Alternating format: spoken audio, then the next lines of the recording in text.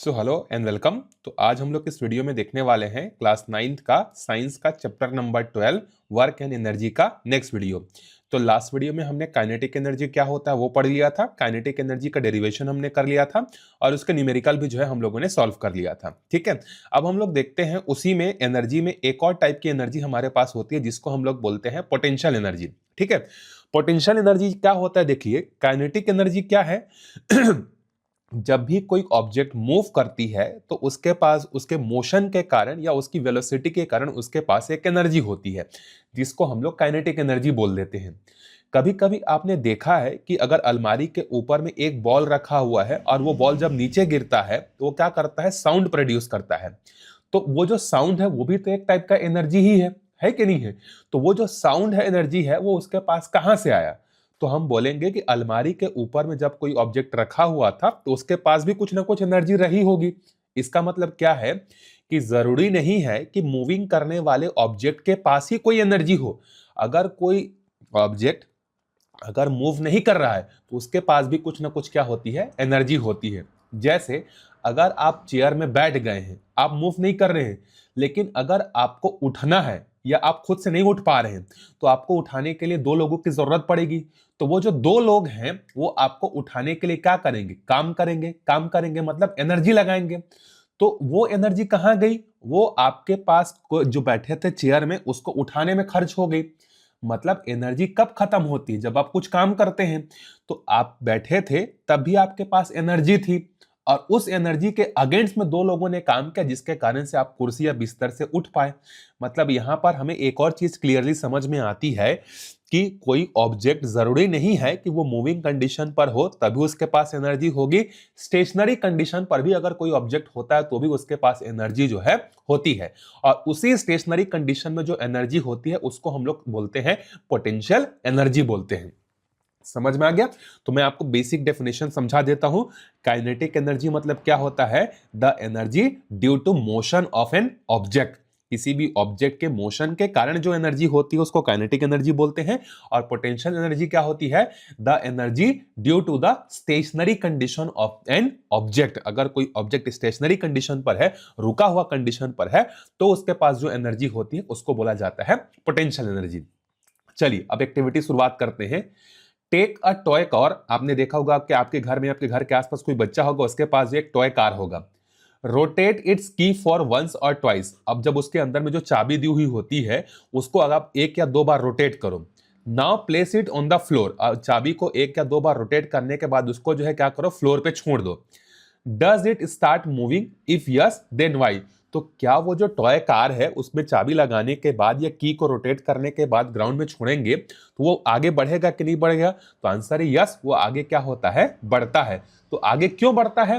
कुछ ना कुछ वर्क कर रहा है, आगे बढ़ रहा है, मतलब कंडीशन उसकी बदल रही है, मतलब कुछ ना कुछ एनर्जी है उसके पास। ठीक, वो एनर्जी कहां से आई?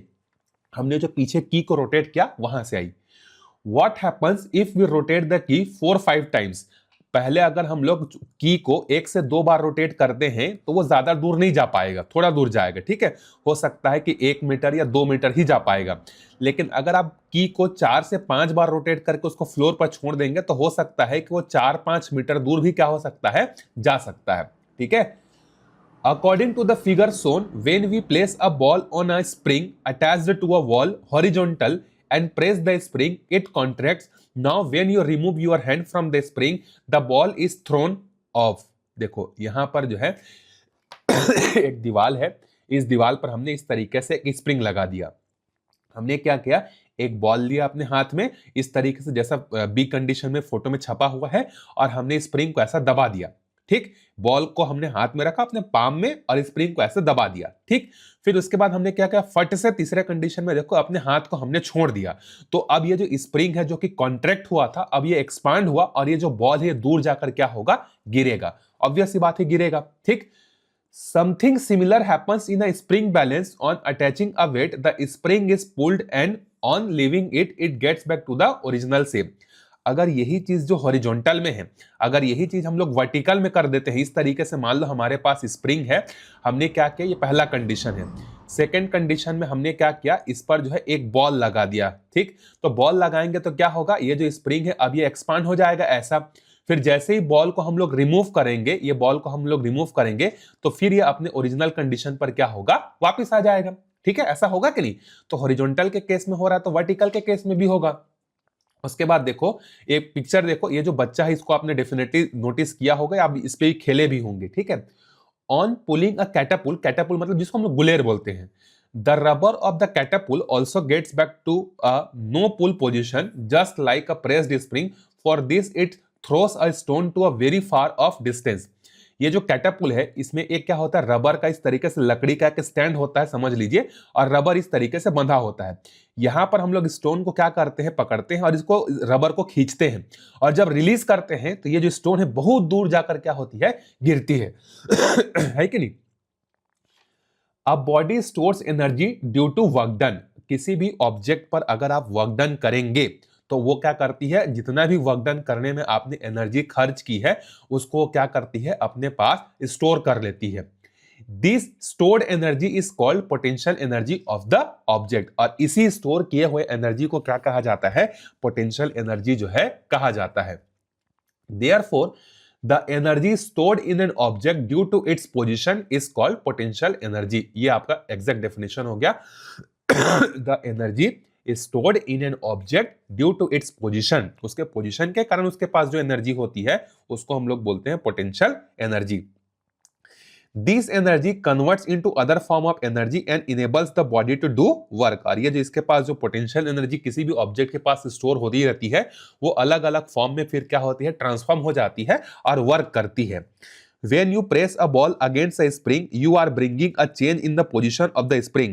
जब हम लोग हॉरिजॉन्टल वाले बॉल वाले कंडीशन में यहाँ पर एक बॉल को रखकर जब हम लोग इसको प्रेस कर रहे थे, तो प्रेस कर रहे थे इसका मतलब हम लोग इस स्प्रिंग के पोजीशन में चेंज कर रहे थे। स्प्रिंग अपने नॉर्मल कंडीशन में ऐसा था, लेकिन जब हमने बॉल लेकर इसको प्रेस किया तो इसका पोजीशन चेंज हो गया, और जब इसका पोजीशन चेंज हो गया मतलब इसके पास पोटेंशियल एनर्जी आ गई। अब कैसे पता चलेगा पोटेंशियल एनर्जी आई है कि नहीं आई है? तो ये जो बॉल है यहां पर जो अपने हाथ में हमने रखा था, हाथ को जैसे ही छोड़ेंगे ये बॉल बहुत दूर जाकर गिरेगा। मतलब बहुत दूर जाकर गिरेगा मतलब कोई जादू तो नहीं हुआ। स्प्रिंग ने क्या किया, जब हमने इस पर वर्क किया, स्प्रिंग के पोजीशन को जब हमने चेंज किया तो उसके पास एक एनर्जी आ गई। जैसे ही हमने अपने हाथ को हटाया वो स्प्रिंग ने क्या किया, उस एनर्जी को वापस कर दिया, जिसके कारण से ये जो बॉल है ये क्या हुआ, बहुत दूर जाकर जो है गिर गई। ठीक है, this energy gets stored in spring. जब हमने स्प्रिंग को प्रेस किया मतलब पोजीशन में चेंज किया, मतलब एनर्जी हमने उसको दिया, वो उस पर स्टोर हो गया in the form of potential energy. This gets converted into kinetic energy and allows the spring to throw away the ball. और वो जो पोटेंशियल एनर्जी स्प्रिंग पर स्टोर हुआ उसने उसी को दूसरे फॉर्म ऑफ एनर्जी मतलब काइनेटिक एनर्जी में क्या कर दिया, उसको जो है कन्वर्ट कर दिया, और वो बॉल जो है दूर जाकर गिर गया। ठीक है, can you explain the process of throwing a stone using catapult? इसको भी आप कर सकते हैं। जब कैटापुल नॉर्मल कंडीशन में होता है तो उसके पास एनर्जी नहीं होती है, लेकिन जब कैटापुल के रबर में हम लोग स्टोन को फंसाते हैं और अपने मस्कुलर से क्या करते हैं, रबर के पोजीशन को चेंज करते हैं। पहले जो कैटापुल का रबर है ऐसा नॉर्मल रहेगा, लेकिन जब हम लोग उसको स्ट्रेच करते हैं तो स्ट्रेच होने के कारण ये ऐसा हो जाता है, इसका पोजीशन बदल जाता है। तो इसके पास जब हमने इसको मस्कुलर फोर्स लगाकर इसको हमने खींचा तो इसमें हमने वर्क किया, और वर्क किया तो इसके पास एक एनर्जी आ गई, और ये एनर्जी क्या है, हमारी पोटेंशियल एनर्जी है। और जब हमने कैटापुल को छोड़ दिया, जो हमने मस्कुलर फोर्स लगाकर इसको स्ट्रेच किया था उसको छोड़ दिया, तो इस रबर के पास जो पोटेंशियल एनर्जी स्टोर हुई थी उस एनर्जी को इसने क्या किया, काइनेटिक एनर्जी में कन्वर्ट कर दिया थ्रू द स्टोन, और यहां पर जो स्टोन रखा हुआ था वो दूर जाकर गिरा। तो कैटापुल इस तरीके से क्या करता है, वर्क करता है। अब इसका मैथमेटिकल एक्सप्रेशन पर आते हैं। पोटेंशियल एनर्जी क्या है, सामान्य भाषा में समझ में आ गया, the energy due to position of an object. किसी भी ऑब्जेक्ट के पोजीशन के कारण उसके पास जो एनर्जी होती है वो एनर्जी क्या कहलाती है, आपकी पोटेंशियल एनर्जी जो है कहलाती है। जैसे अगर आप एक बॉल को उठाकर आप अपने टेबल पर रखते हैं या एक बुक को उठाकर आप टेबल पर रखते हैं तो भी उसके पास एक पोटेंशियल एनर्जी जो है क्या होती है, स्टोर हो जाती है। और ये प्रूफ कैसे होगा, टेबल से जब वो गिरेगा वो बुक या वो बॉल, तो वो किसी न किसी फॉर्म में उस एनर्जी को रिलीज करेगा, चाहे वो साउंड के फॉर्म में हो, चाहे वो लाइट के फॉर्म में हो, चाहे वो वाइब्रेशन एनर्जी के फॉर्म में हो, किसी न किसी फॉर्म में वो क्या करेगा, उसको वापस जो है करेगा ही। चलिए आगे देखते हैं। Gravitational potential energy. तो पोटेंशियल एनर्जी मतलब क्या होता है, energy due to position of an object. अब उसके सामने लग गया है क्या, ग्रेविटेशनल। तो हमें पता है कि हम अर्थ पर रहते हैं और अर्थ हर ऑब्जेक्ट को अपने साइड खींचने की कोशिश करता है। तो जैसे मूविंग ऑब्जेक्ट को अपने साइड खींचने की कोशिश करता है जब वर्टिकली अपवर्ड जाता है और डाउनवर्ड आता है, तो उसी तरीके से जब कोई ऑब्जेक्ट स्टेशनरी कंडीशन पर रहता है तो भी वो क्या करता है, ग्रेविटी जो उसको खींचने का काम करती है। मतलब उसके कारण इसे एक फोर्स लगता है, और जहां पर फोर्स होगा, डिस्प्लेसमेंट होगा, वहां पर क्या आएगा, वर्क आएगा, और जहां पर वर्क आएगा वहां पर क्या आएगा, एनर्जी आएगा। When we place an object above the surface of earth, then the potential energy of that object increases. अगर हम लोग किसी भी ऑब्जेक्ट को अर्थ के सरफेस से उठाकर अगर हम लोग एक सर्टेन हाइट पर लेकर जाते हैं तो मतलब उसको पोटेंशियल एनर्जी हम लोग दे रहे हैं, तो इसके कारण से उसकी एनर्जी क्या होती है, बढ़ती है। To raise the object upward, work is done against the gravitational force of the earth. The work done to raise the object to a certain height is stored as its potential energy. और जो भी object है जो कि ground पर रखा हुआ था उसको हमने उठाकर कुछ हाइट पर लेकर गया, मतलब हमने क्या किया, उस पर वर्क किया, और यही जो वर्क है उस पर उस ऑब्जेक्ट का क्या बन गया, पोटेंशियल एनर्जी जो है बन गया। जैसे ये जो ऑब्जेक्ट है ये ग्राउंड पर रखा हुआ था, इसको हमने उठाकर एक टेबल के ऊपर में इस तरीके से रख दिया, कितने हाइट पर, एच हाइट पर। तो हमने एच हाइट उठाने के लिए इस पर वर्क किया है कि नहीं किया है, ग्रेविटी के अगेंस्ट में, तो बोलोगे सर यस किया है। यही जो वर्क है ना, ये टेबल में जब हमने बुक को रखा तो इसके पास एनर्जी के फॉर्म में स्टोर हो गया, मतलब हमने जितना काम किया वो व्यर्थ नहीं गया, वो पोटेंशियल एनर्जी के फॉर्म में जो है इस ऑब्जेक्ट के पास स्टोर्ड हो गया। The energy stored due to work done against the gravitational force is called the gravitational potential energy. वही चीज है एक एनर्जी स्टोर्ड हुई किसके कारण से, हमने वर्क डन किया, और वो वर्क डन किसके अगेंस्ट में किया, ग्रेविटेशनल फोर्स के अगेंस्ट में किया, इसीलिए उसको हम लोग क्या बोलते हैं, ग्रेविटेशनल पोटेंशियल एनर्जी जो है हम लोग बोलते हैं। तो अगर आपसे पूछा जाएगा ग्रेविटेशनल पोटेंशियल एनर्जी क्या होता है, तो आप लिखेंगे the energy stored due to the work done against the gravitational force is called gravitational potential energy. हमने ग्रेविटी के अगेंस्ट में क्या किया है, वर्क डन किया है, और उसी वर्क डन को एनर्जी के फॉर्म में कन्वर्ट हो गया वो, और वो स्टेशनरी है, इसीलिए उसको हम लोग क्या बोलेंगे, उसको हम लोग बोलेंगे पोटेंशियल एनर्जी बोलेंगे। ठीक है If some force is needed to raise an object of mass m upward, the minimum required force will be equal to the weight mg of the object. The energy stored in the object increases according to work done in raising. अब देखो कोई भी object है जिसका मास, जैसे ये object है, इस ऑब्जेक्ट का मास m है, अब इस पर ग्रेविटी कितना अपना एक्सेलरेशन लगा रहा है, कितना ताकत लगाकर इसको नीचे खींच रहा है, g। तो इसके पास जो है ग्रेविटी कितना फोर्स लगाया है, इसको अपने पास पकड़ कर रखने के लिए mg फोर्स लगाया है। तो अब ये mg फोर्स इतना इसके पास ग्रेविटी पहले से लगाया है, अब अगर हमें इसके पोजीशन में चेंज करना है तो हमें अपना फोर्स लगाना पड़ेगा। तो जितना इसको हम लोग ऊपर लेते जाते जाएंगे ना, इसके पास जो है जो वर्क डन है वो बढ़ते हुए जाएगा, और उसकी पोटेंशियल एनर्जी भी क्या होते जाएगी, बढ़ते जाएगी। ठीक, तो पहले ओरिजिनल कंडीशन पर इसके पास जो है कितना फोर्स था हमारे पास, देखा जाए तो m इंटू जी था। इसके पोजीशन को अगर चेंज करना है तो अर्थ जितना ताकत लगाकर इसको पकड़ कर रखा है उससे ज्यादा ताकत हमको लगाना पड़ेगा। तो जितना ज्यादा इसको ऊपर उठाने के लिए ताकत लगाते जाएंगे, इस ऑब्जेक्ट के पास पोटेंशियल एनर्जी उतनी ही जो है क्या होते जाएगी, बढ़ते जाएगी। ठीक है तो इसीलिए सपोज दैट एक ऑब्जेक्ट है और उस ऑब्जेक्ट का जो फोर्स है, या इसी को हम लोग क्या बोलते हैं, वेट भी बोलते हैं ग्रेविटी के टर्म्स में। अगर न्यूटन के मोशन के टर्म्स में बोले तो ये आपका फोर्स है, और इसी को हम लोग ग्रेविटी के टर्म्स में बोलते हैं तो इसको हम क्या बोलते हैं, वेट बोलते हैं। तो सपोज हमारे पास एक ऑब्जेक्ट है जिसका वेट है W, और उसको हम लोग h हाइट पर क्या करना चाहते हैं, उसको जो है मूव करके ले जाना चाहते हैं। तो हमें कितना वर्क डन करना पड़ेगा h हाइट पर ले जाने के लिए, तो वर्क डन का फॉर्मूला क्या होता है, फोर्स इनटू डिस्प्लेसमेंट। तो फोर्स या वेट दोनों एक ही चीज है ग्रेविटी के टर्म्स में, ये दोनों एक ही है ना ग्रेविटी के चीज में। जब मोशन पर आएंगे तो थोड़ा सा चेंजेस हो जाता है, लेकिन ग्रेविटी वाले में सेम होता है। तो फोर्स हमारा कितना है, m इंटू जी, और कितना हाइट हम लोग उसको ले जाना चाहते हैं, h हाइट। तो हमें कितना वर्क डन करना पड़ेगा, mgh वर्क डन करना पड़ेगा। और यही जो वर्क डन है, जो mgh हमने इस पर किया, ये इस पर पोटेंशियल एनर्जी के फॉर्म में क्या हो जाएगा, स्टोर हो जाएगा। तो इसी को हम लोग बोलेंगे पोटेंशियल एनर्जी। ई मतलब एनर्जी, पी मतलब पोटेंशियल। तो किसी भी ऑब्जेक्ट के पास कितनी पोटेंशियल एनर्जी होती है, अगर उसका मास m है और उसको h हाइट पर रखा गया है, तो वो आंसर है mgh। और काइनेटिक एनर्जी कितनी होती है, तो हाफ mv²। अब देखो ये है काइनेटिक एनर्जी और ये है पोटेंशियल एनर्जी। दोनों किस पर डिपेंड कर रहे हैं, देखो एक तो मास पर डिपेंड कर रहे हैं और ये वाला जो है किस पर डिपेंड है, हाइट पर, और ये किस पर डिपेंडेंट है, वेलोसिटी पर। याद रखिएगा इस चीज को, ठीक है। तो आपको दोनों चीजें याद रखनी है। काइनेटिक एनर्जी किसी भी ऑब्जेक्ट के मोशन के कारण होती है और पोटेंशियल एनर्जी किसी भी ऑब्जेक्ट के स्टेशनरी कंडीशन के कारण से जो है होती है। चलिए एक न्यूमेरिकल करते हैं, देखिए। A body of mass 50 kg is raised to a height of 8 meter above the earth's surface. Calculate the energy stored in the object. Here g is equal to 9.8. एक ऑब्जेक्ट है जिसका मास दिया है 50 किलो। उसको हमें 8 मीटर ऊपर height पर लेकर जाना है, तो उसके पास वर्क डन करना पड़ेगा।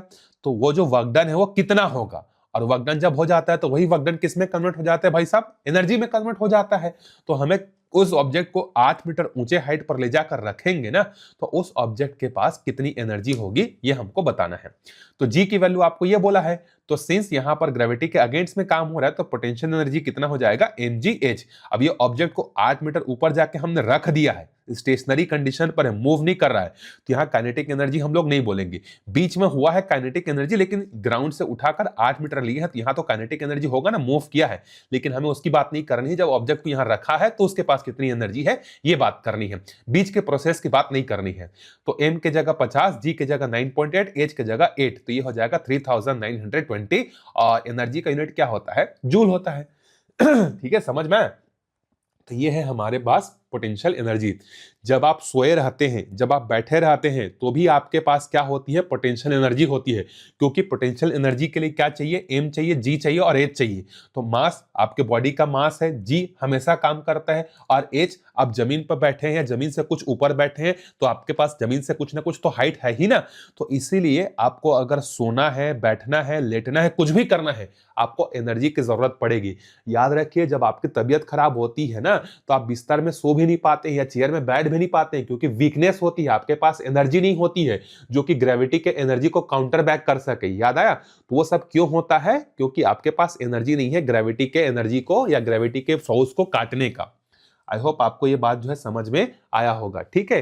तो आपको कोई भी कंडीशन में हो, आप दौड़ रहे हो, चल रहे हो, बैठे हो, लेटे हो, पढ़ रहे हो, आपके पास कुछ ना कुछ एनर्जी होगी, या तो काइनेटिक एनर्जी होगी या तो पोटेंशियल एनर्जी आपके पास होगी। चलिए एक और न्यूमेरिकल देखते हैं। A body of mass 5 kg is placed at a certain height from the surface of earth। एक 5 किलो का ऑब्जेक्ट है जिसको हमने अर्थ के सरफेस से कुछ हाइट पर रख दिया है। कितने हाइट पर रखा है नहीं पता, लेकिन उस ऑब्जेक्ट के पास पोटेंशियल एनर्जी कितनी है, 400 जूल है। Find out the height of the body with respect to earth.